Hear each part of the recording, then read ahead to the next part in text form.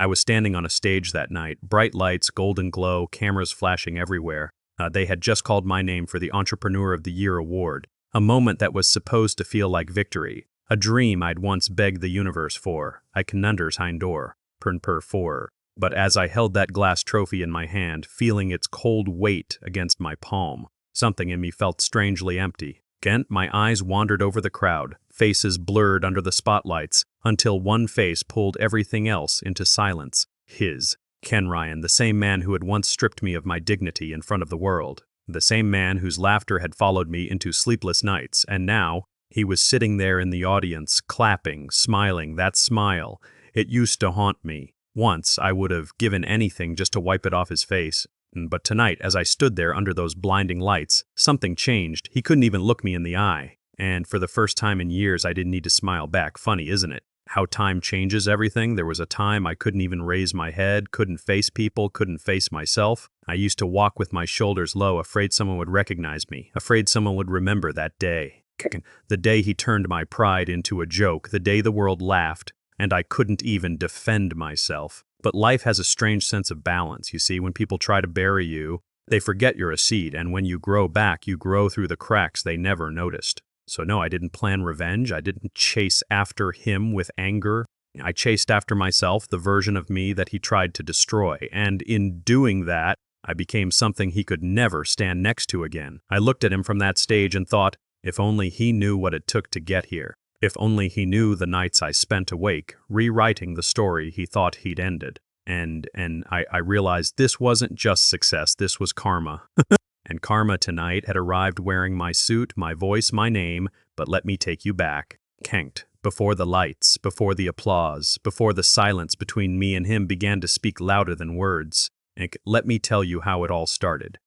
How one man's ego tried to humiliate me, and how fate made sure that humiliation became his own mirror. Because if there's one thing I've learned, it's that no matter how hard someone tries to break you, time always has a way of piecing you back together, stronger, sharper, and sometimes unrecognizable. This is how I became the man karma used to wear. So sit back, because what I'm about to tell you isn't just a story about revenge. It's a story about rediscovery, about silence turning into strength, and about the night I stopped smiling so I could start winning. I wasn't born lucky. Everything I've ever had came from long nights, early mornings, and an unhealthy amount of coffee. Back then, I was just another face in a sea of desks, 20-something, hopeful, a little naive, but full of drive. And I worked at a mid-sized creative agency in the city.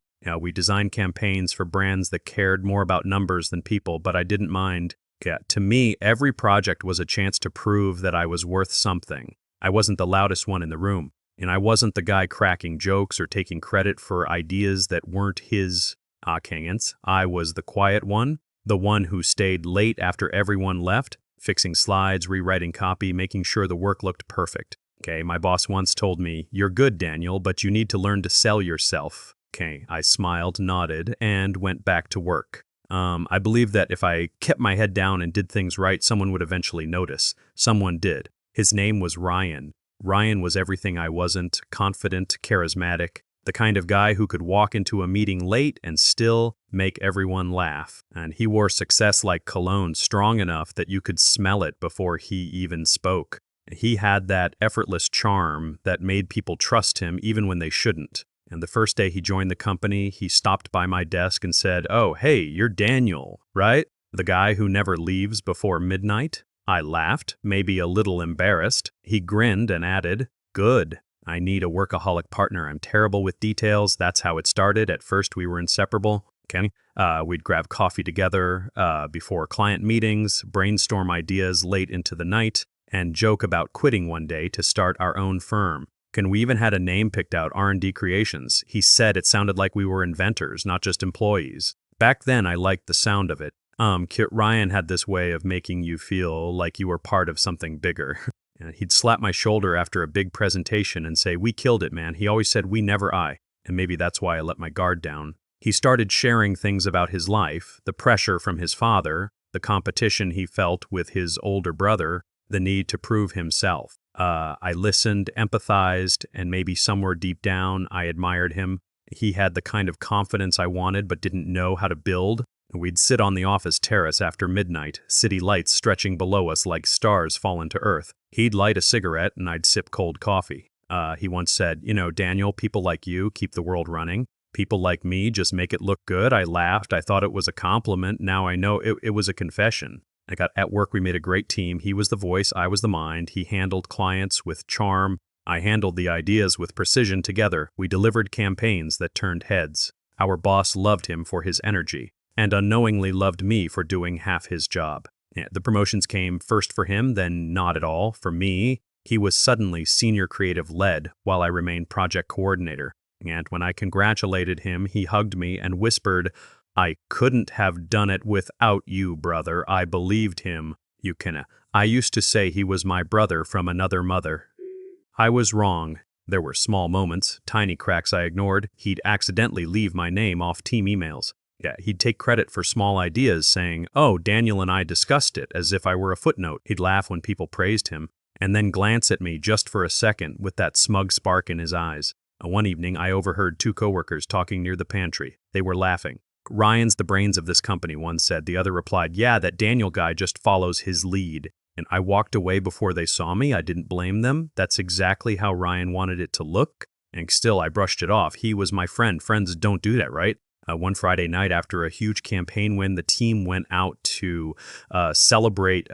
Jokan Ryan ordered champagne, toasted to his success, and then clinked his glass against mine. "To us," he said. Then, quietly, so only I could hear, "Don't worry, your time will come." Kinda bad. It sounded kind, but the smirk that followed didn't match his words. That was the first time I saw something cold behind his smile. Envy, maybe, or fear. I couldn't tell which. The following weeks, he started acting different, less open, more guarded. He'd stop sharing files with me, lock his screen when I walked by, take calls outside. And when I asked if everything was okay, he shrugged. "Just busy, man. Big stuff coming up." I didn't press.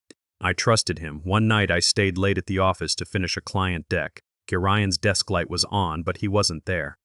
Out of habit, I looked at the open folder on his computer. My presentation slides were there, my work, my layout, my notes, except the cover slide had his name on it. And I froze. It was a small mistake, I told myself. Maybe he just needed a reference, so I ignored it. The next day, he thanked me for helping him prepare. I didn't even remember agreeing to it.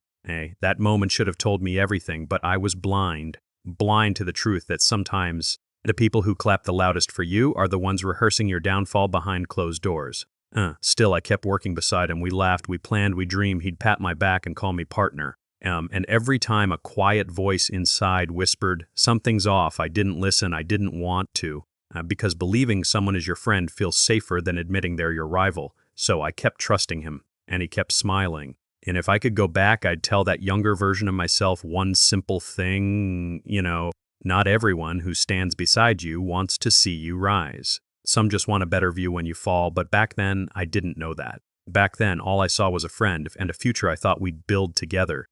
I didn't know the storm was already forming, and Ryan was holding the first lightning bolt. The project that changed everything started with a simple email subject, pitch opportunity, national campaign. It was the biggest account our agency had ever gone after, millions in revenue, national visibility, the kind of project that could rewrite a career.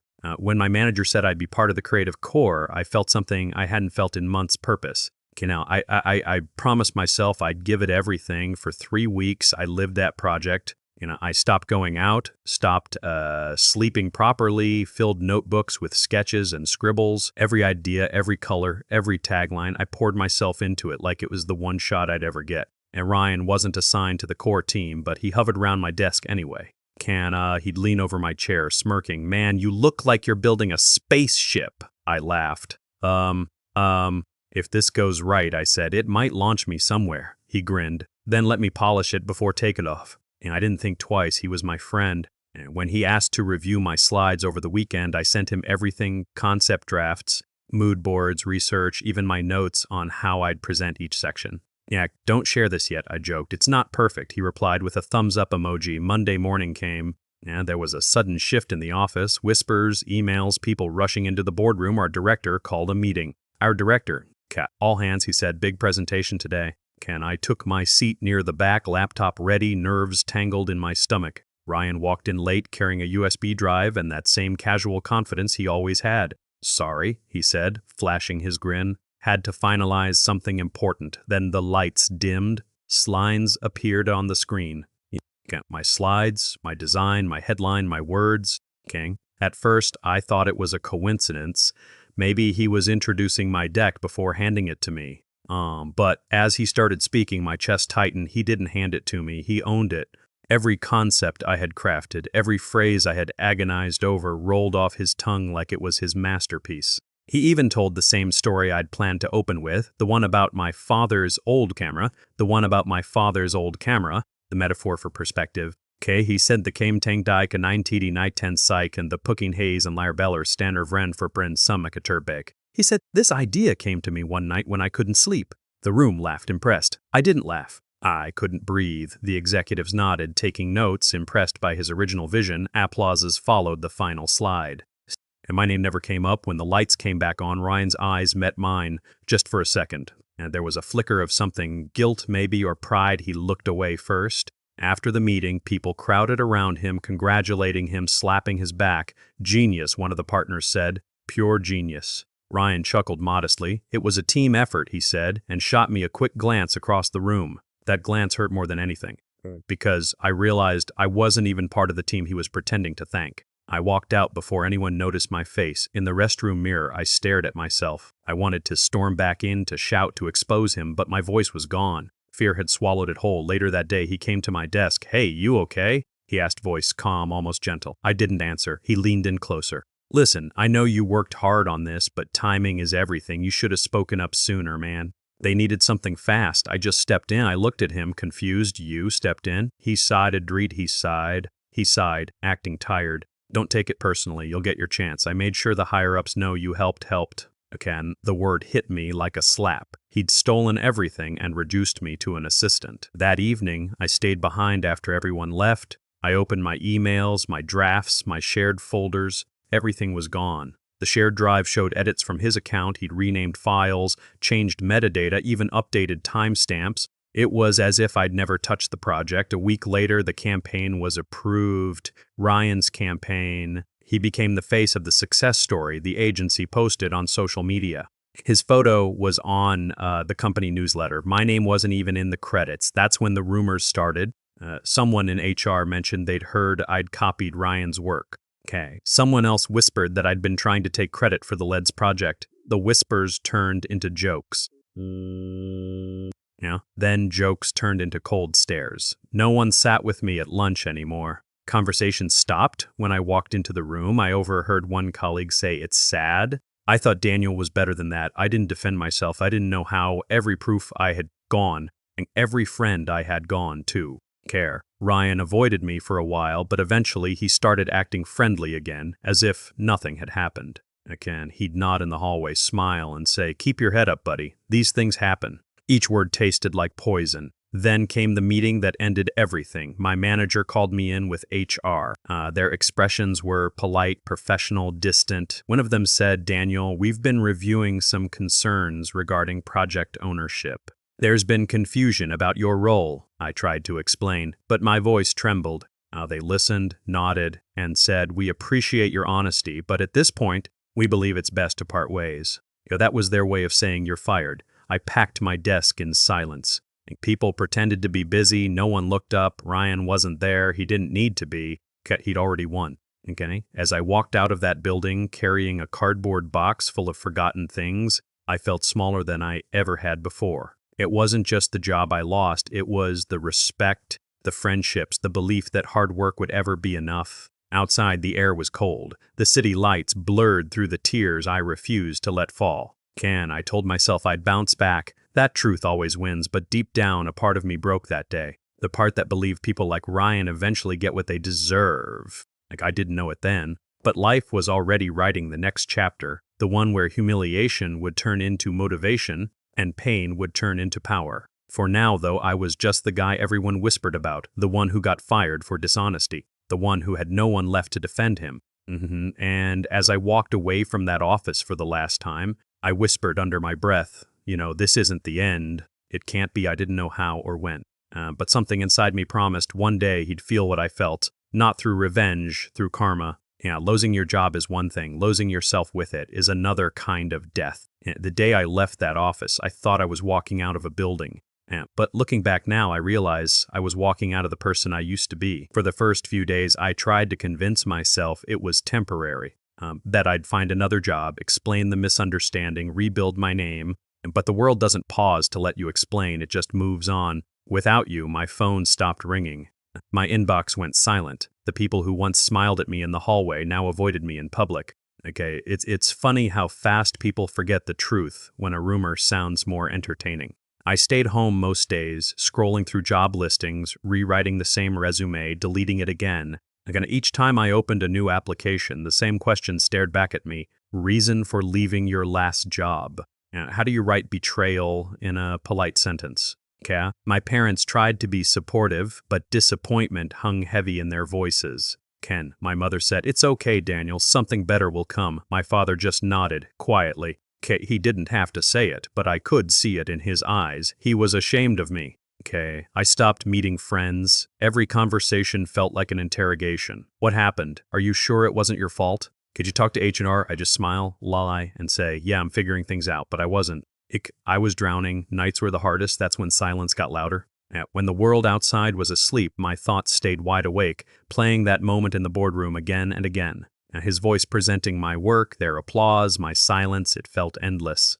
Like being trapped inside a room with no doors, no windows, and walls made of memories you can't escape. Again, I stopped going outside, I stopped answering calls, I stopped looking at mirrors. I couldn't stand my reflection because all I saw was the man who didn't fight back. I'd wake up late, eat whatever I found, scroll through old photos from the office, then delete them, only to dig them out of the trash folder again later. I wanted to move on, but I didn't know how to live without the version of me that had a purpose. Okay, one evening while cleaning the apartment, I found the old award I'd once gotten for Employee of the Month. It used to make me proud. Now it just mocked me. I threw it in a drawer and shut it away. Weeks turned into months, the days blurred together, the same walls, the same silence, the same feeling of being invisible. Sometimes I'd catch my reflection in the dark TV screen and think, this can't be it. This can't be how my story ends, but then another voice whispered, maybe it already did. I started avoiding people I cared about, I ignored messages, skipped family dinners, and shut down whenever someone said my name. It was easier to disappear than to explain. Then one night, everything broke. I got an email from the agency, a mass update. They were celebrating the 1-year anniversary of the campaign. Ryan's campaign. It had won multiple awards. His smiling face filled the newsletter. The subject line read, "A year of success." I stared at that email until the words blurred, my hands shook. And for the first time in my life, I felt hatred. Not just toward him, but toward myself.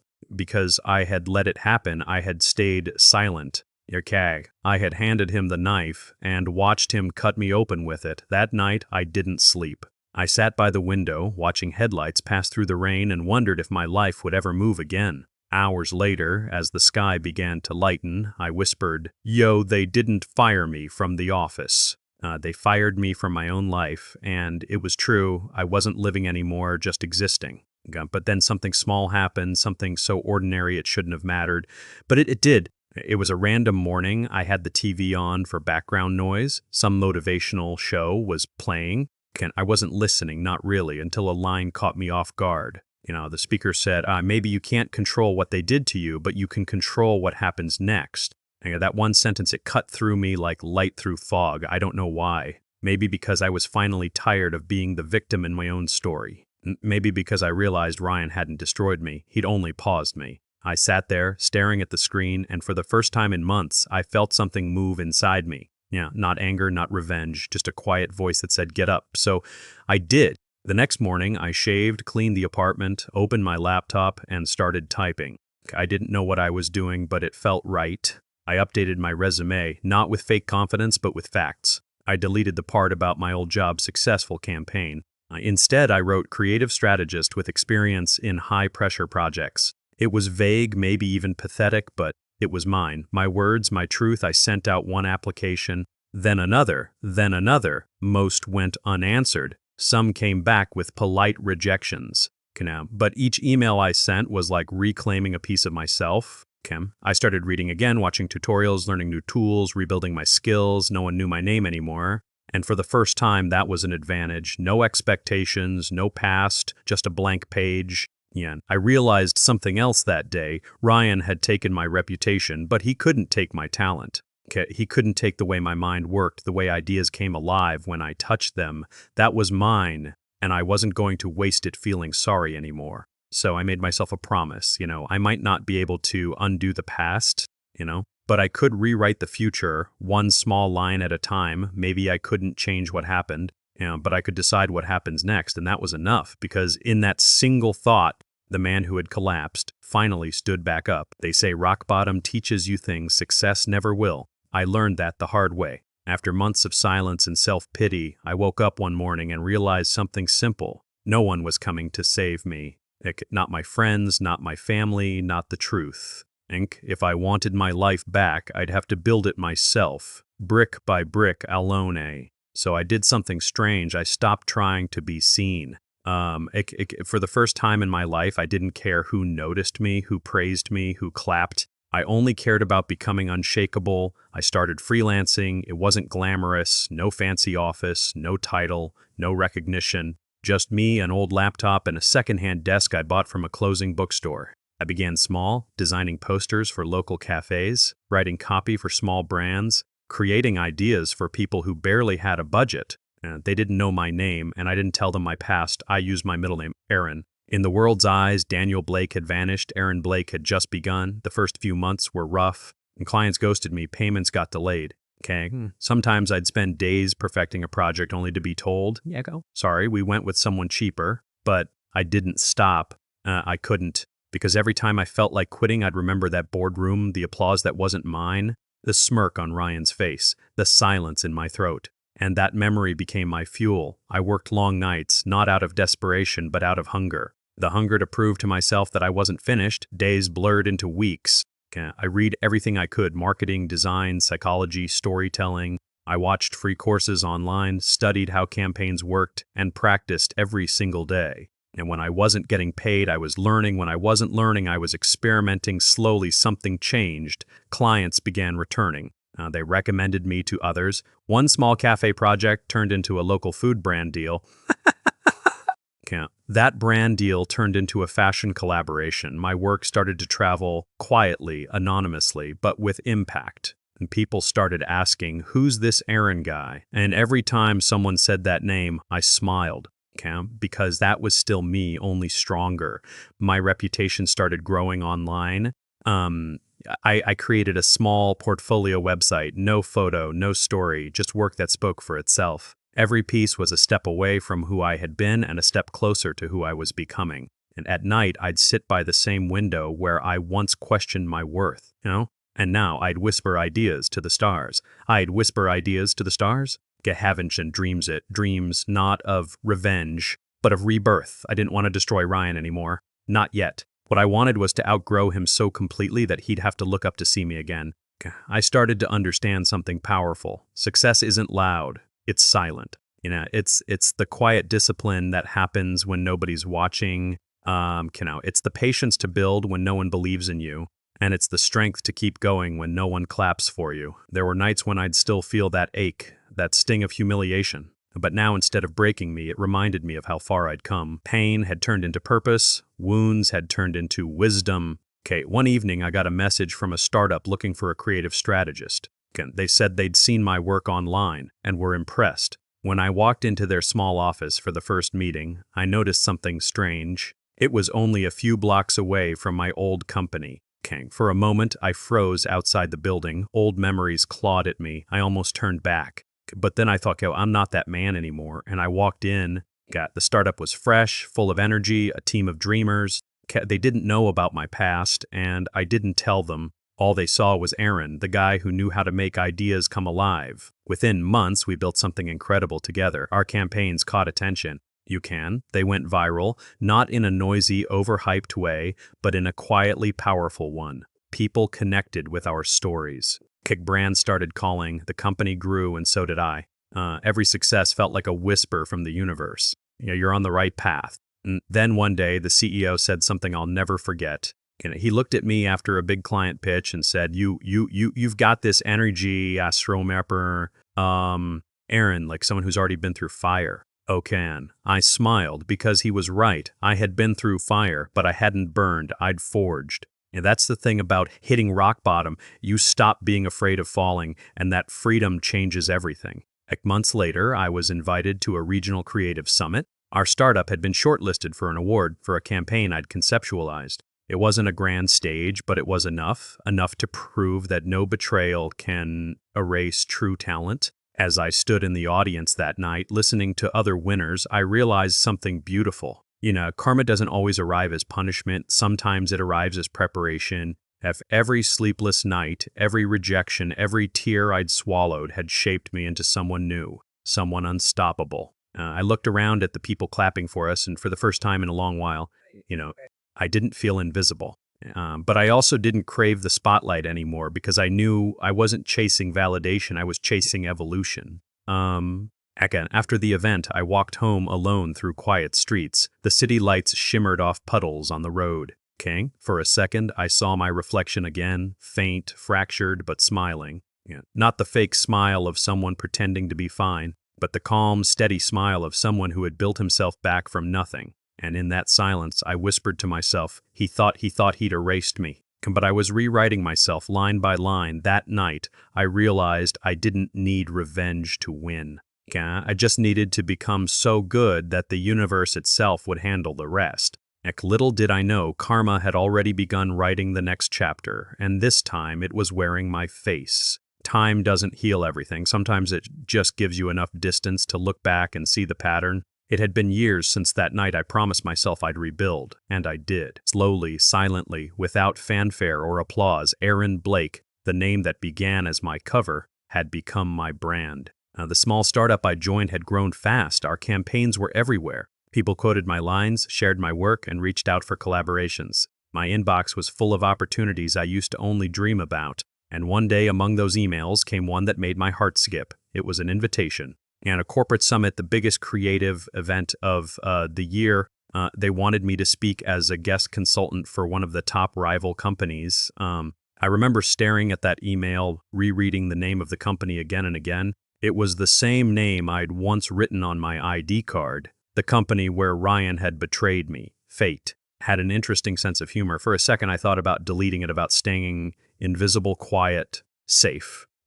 But then another thought whispered, maybe this isn't coincidence, maybe this is the circle closing. So I said yes. The event was grand, held at a luxury convention center downtown. The lobby was filled with people in tailored suits, designer badges, and that corporate perfume of ambition and anxiety. Flashes of cameras, laughter, polite conversations. I'd been in rooms like this before, but back then I used to stand in the corners, clutching my notebook, hoping someone would notice me. Now I walked through the crowd, confident, composed. I wasn't here to be noticed. I was here to observe.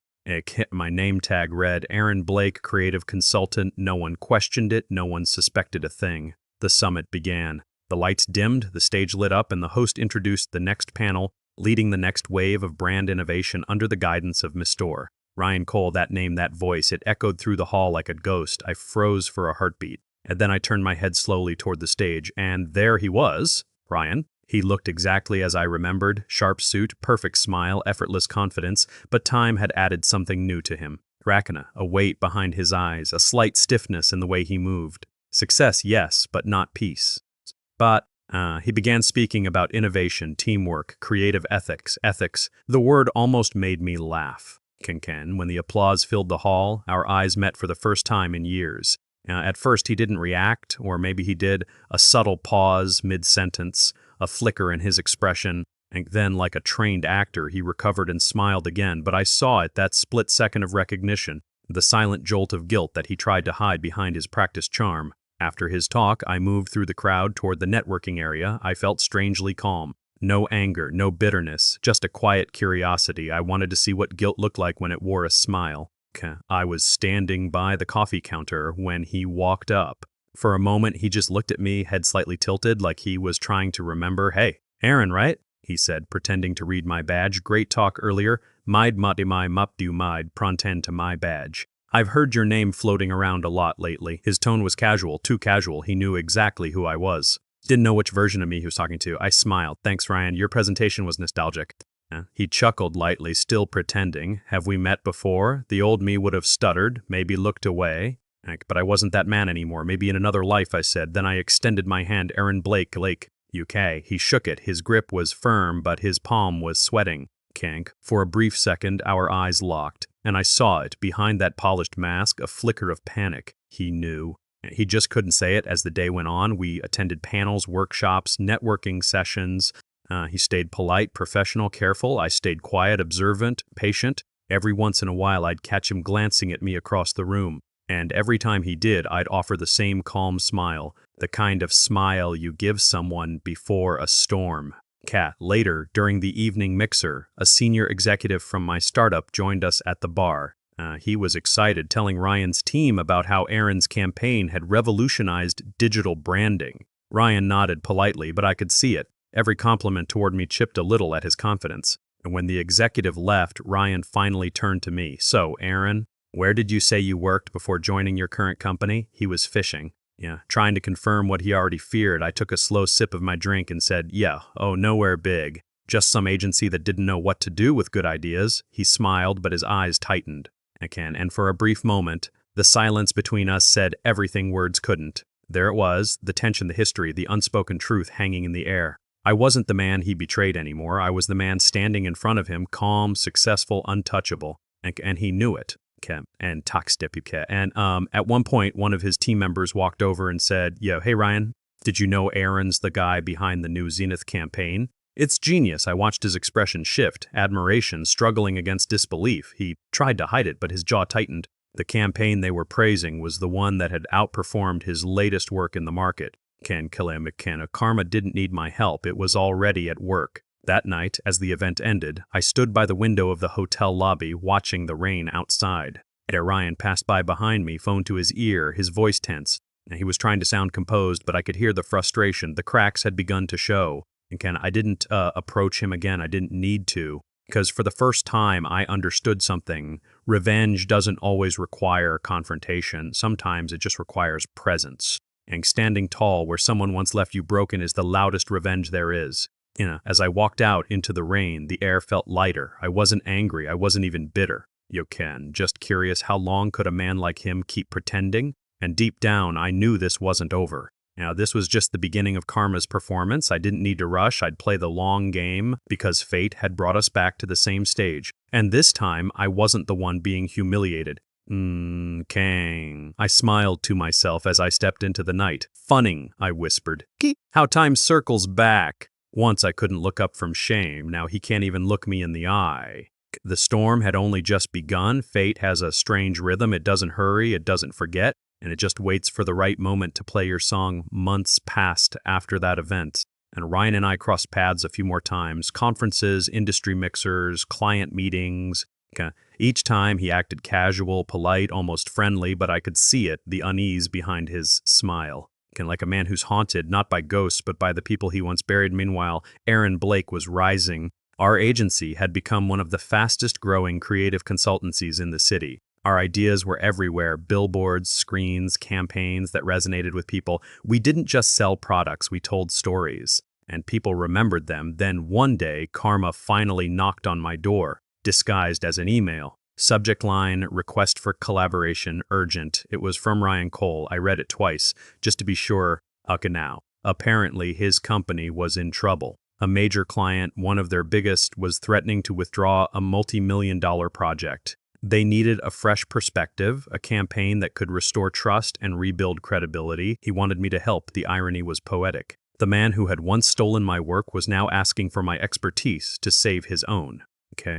I leaned back in my chair and smiled. This wasn't coincidence. This was Karma's handwriting. I replied simply, let's talk. A week later, we met at a sleek cafe downtown. He arrived early, confident as ever, but there was something different about him now. His tie was a little too tight, his handshake a little too forced. Desperation wears the same cologne as arrogance. You just have to know how to smell it. Yang man, it's been ages, he said, forcing a grin. I've heard you're doing big things. Thought it might be time we teamed up again. I stirred my coffee, calm. Funny how life works, huh? He nodded, eyes scanning me. We could really use your magic touch. Our client's a bit complicated. But I know you can turn it around. I smiled. Sure, Ryan. Let's rebuild something great. Together. And just like that, the game began. We started working on the campaign. He introduced me to his team, but most of them seemed wary. The company had lost its spark. I could sense the tension, the whispered doubts, the fragile morale. Right, the same empire that once humiliated me now looked like a house of mirrors, shiny on the outside, hollow within. I didn't come there for revenge, at least not in the way people imagine it. I came to let truth do what it does best, shine quietly but powerfully. As we brainstormed ideas, Ryan tried to dominate the room like before, taking credit for suggestions, interrupting others, pretending to lead. But this time, I didn't fight back. I let him speak. I nodded. I watched, because revenge doesn't require noise. It requires timing. Over the next few weeks, I designed the campaign proposal carefully, flawlessly. Every slide, every word, every visual was crafted to perfection. But beneath the polish, there was something deeper, a reflection of truth. The theme of the campaign, integrity, restored. It was poetic, almost cruel. The message centered on honesty, transparency, and authenticity, the very things Ryan had abandoned years ago. And during our late-night revisions, I'd catch him staring at the presentation with an unreadable expression. Maybe he sensed it, and maybe he didn't. When the final pitch day arrived, the conference room was filled with executives and the client's board. Ryan insisted on leading the presentation. Of course, some habits never change, so I let him. He began confidently, flipping through the slides I had built. But as he spoke, his voice started to falter. Because the deeper he went into the presentation, the clearer it became that every point, every principle, every case study was a mirror reflecting him. Without saying his name, the proposal subtly highlighted unethical practices that had damaged the company's image, actions that could only have come from leadership decisions. My words didn't accuse him, they simply revealed him. And as I watched him try to navigate his own undoing, I realized something beautiful. I didn't raise my voice. I raised the truth. The board members leaned in, they started whispering, exchanging looks. Questions were asked, doubts emerged. Ryan stumbled, trying to explain. But the facts, even when disguised in creative language, were undeniable. By the end of the meeting, the client thanked me personally for the honesty of the presentation. They said, "This feels real. It's exactly what the company needs." Ryan just nodded, pale and speechless. Over the next few weeks, the ripple effect began. The client renewed their contract, but not under Ryan's management. They requested a restructuring, internal investigations followed, emails were reviewed, stories resurfaced, and one by one the cracks widened. Whispers turned into headlines. Creative director steps down amid ethical concerns, and amid ethical concerns, agency faces audit after internal leak. I didn't leak anything. I didn't have to. The truth has its own gravity. Once you set it free, it finds its way to the surface. Ryan tried to reach me several times after that, calls, messages, even a visit to my office. But I didn't answer. There was nothing left to say. He once taught me how it feels to be humiliated in front of a crowd. Now he was learning what it felt like to be exposed by silence. Weeks later, I heard he'd resigned. His company shares dropped, clients withdrew. The same executives who once praised him now avoided him. His perfect smile had finally cracked. As for me, I didn't celebrate, I didn't post about it. I didn't even tell anyone, because real revenge doesn't roar, it whispers. It stands still while the storm falls around your enemy and simply says, "I warned you." One night, as I walked home from work, I passed a billboard of my latest campaign, the new face of the industry. It carried a line that made me smile every time I saw it. Honesty isn't an act, it's a legacy. And I realized that was my story, not just a campaign, a confession, a full circle. Ryan thought he'd erased me, but all he did was write the first chapter of my comeback. And now his name was fading from the industry he once ruled, and mine, it was carved into its future. I didn't destroy him, I just let karma dress up as me and take the stage. And because sometimes the sweetest revenge is not in proving someone wrong, it's in proving yourself right. And as I watched the city lights flicker that night, I whispered to myself, "Yo, game over, Ryan. You played dirty." And I just played smarter. There's a strange silence before a storm. Not the loud, thunderous kind, but the kind that feels like the world holding its breath. That's what I felt that morning, the day of the event, the day everything came full circle. It was the Global Creators Summit, the biggest stage in our industry. Executives, journalists, investors, the people who shape what the world sees next, all gathered under one roof. And this year, I was the keynote speaker. Funny how life works. Years ago, I stood in a corner of a similar hall, clapping for a man presenting my work. Now, I was the one on the stage, and the man who once stole from me was sitting in the audience. Ryan Cole, he'd aged, not much in years, but in the eyes, and there was that restless look I knew too well. The fear of losing control, the fear of being seen for who you really are. I stood backstage, adjusting my mic, when I saw him in the crowd. Front row, same fake confidence, same sharp suit. But his smile didn't reach his eyes anymore. Cal, the host's voice echoed through the hall. Ladies and gentlemen, please welcome the founder and creative visionary of Blake & Company. Mr. Aaron Blake. The applause hit like a wave. I stepped onto the stage, calm, collected, but with a fire inside me that no one could see. I wasn't here to destroy someone. I was here to finish a story. I began with a smile. 5 years ago, I lost everything I thought defined me. My job, my pride, even my reflection. But life has a way of rewriting your pain into purpose. The audience listened, silent, attentive. Every word carried weight. I showed slides of my new project, a campaign that redefined creativity through authenticity, no filters, no lies, just raw human stories. As the visuals rolled behind me, a hush spread through the room. People recognized something, the tone, the rhythm, the signature style. It was familiar. It was the same style Ryan had once stolen and claimed as his own. But this time it was perfected, layered, deeper, undeniably mine, and that's when I saw it, Ryan's face, frozen. Realizing in real time that karma had finally caught up.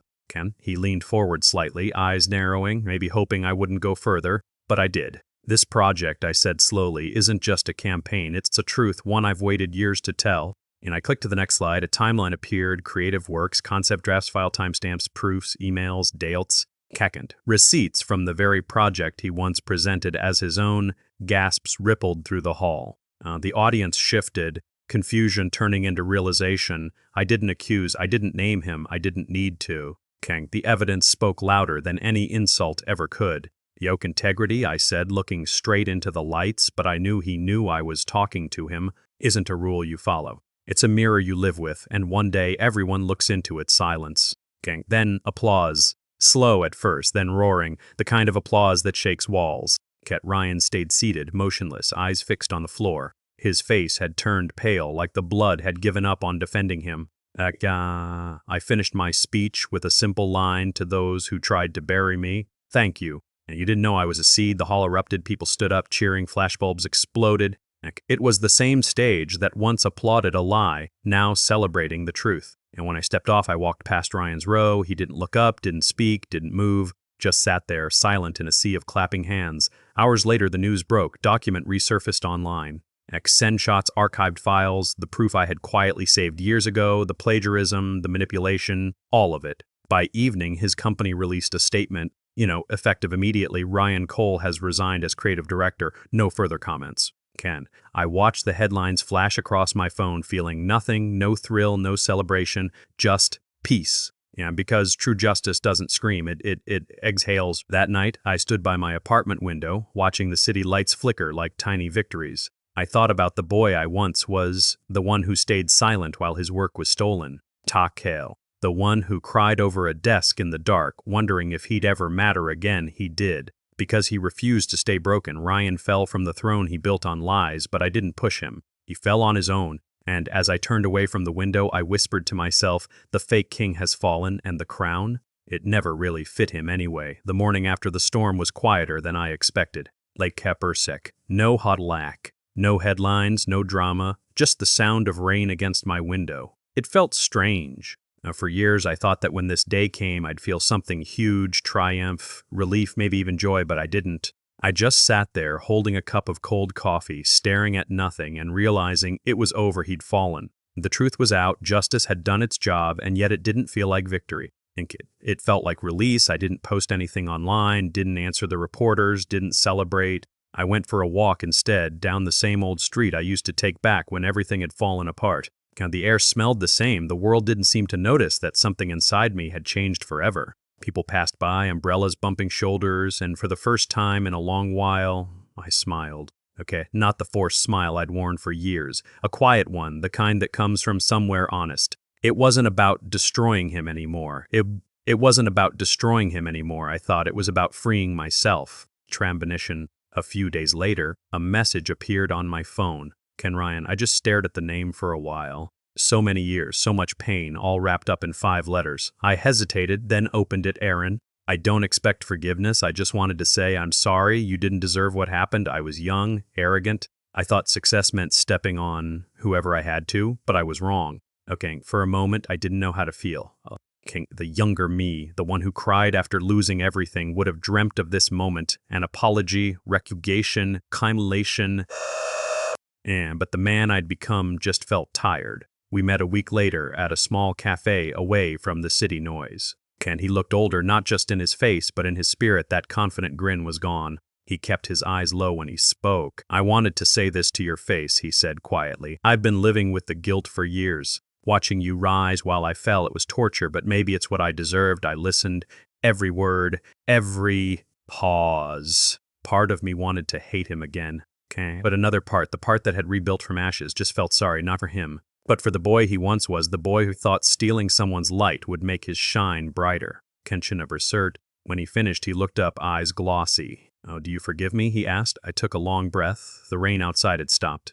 For a second, I thought about all those nights, the humiliation, the whispers, the silence. And then I said, forgiveness isn't something you ask for, it's something you earn, and maybe you're still earning it. He nodded, slowly, didn't argue, didn't plead, just whispered, I understand. And with that, he stood up and left, no dramatic ending, no handshake, just silence. I sat there for a while, watching him walk away through the glass. And I realized something powerful. I didn't need to forgive him to find peace. I just needed to stop carrying him. He could live with his guilt. I would live with my freedom. That's when it hit me. That's when it hit me. Some people aren't sorry for what they did. They're sorry they got caught. And that's their burden, not mine. Damjance, that night, I went home and placed my old award, the one from Dottie cell, the ceremony where I'd first seen him again, on a shelf. And next to it I put a small photo frame. It wasn't of him. It wasn't of the company. Kyle. It was of me. It was of me from years ago, the younger version, standing in front of that same office building, smiling without knowing what was coming. I looked at that picture and whispered, oh, we made it. Then I turned off the lights. The sound of applause fills the room again. Bright lights, flashing cameras. The stage, the same one from the beginning of this story, but this time I don't feel nervous. I don't feel small, I feel whole. I walk to the microphone, the award heavy in my hands. Not because of its weight, but because of everything it represents. Years ago, I stood on a similar stage, invisible, humiliated, watching someone else take credit for my work. Back then, I had no voice, no strength, no courage to speak. Tonight, the same voice they tried to silence, the same voice that once trembled with shame, is the voice thanking the world. Thank you. I begin, not just to those who believed in me, but to those who didn't. Because without them, I would have never learned to believe in myself. The audience applauds, but I'd barely hear it. My eyes find one empty chair in the front row, the seat Ryan had once taken. He isn't here tonight, and somehow that feels right. I take a slow breath and continue. A few years ago, I thought my story was over, that I'd been erased, but life had other plans. And you see, karma doesn't always come crashing through the door. Sometimes it walks in quietly, wearing your smile, speaking your truth, standing exactly where you once fell. Kenjin, I pause. A silence fills the room, the kind that feels like everyone's heart is breathing together. So, to anyone who's ever been betrayed, broken, or made to feel small, don't waste your life waiting for karma to show up. Become it. Rise so high that your success whispers the justice your words never could. And I lift the award slightly, not as a trophy, but as a symbol, a reminder that pain can polish you into something unbreakable. Because real revenge isn't proving them wrong, it's proving yourself right. The lights fade softly as the applause grows louder. Somewhere in the distance, I hear the echo of my younger self, the boy who once stood in a dark office hallway, holding back tears. I wish I could tell him, Ike, one day they'll remember your name, not for what they took, but for what you became. As I step off the stage, I whisper the final line to myself, the one truth this journey carved into me. Karma didn't come for him wearing a stranger's face. It came dressed as me, and that's when I smile, not because I won, but because I finally understand what peace looks like. Final reflection, soft cinematic tone. Sometimes life takes everything away just to see if you'll still rise. And when you do, it gives it all back, multiplied, purified, and with meaning. So if you're ever betrayed, remember this. Don't chase revenge, chase growth. Because in the end, karma always finds its way, and sometimes it borrows your face to do it.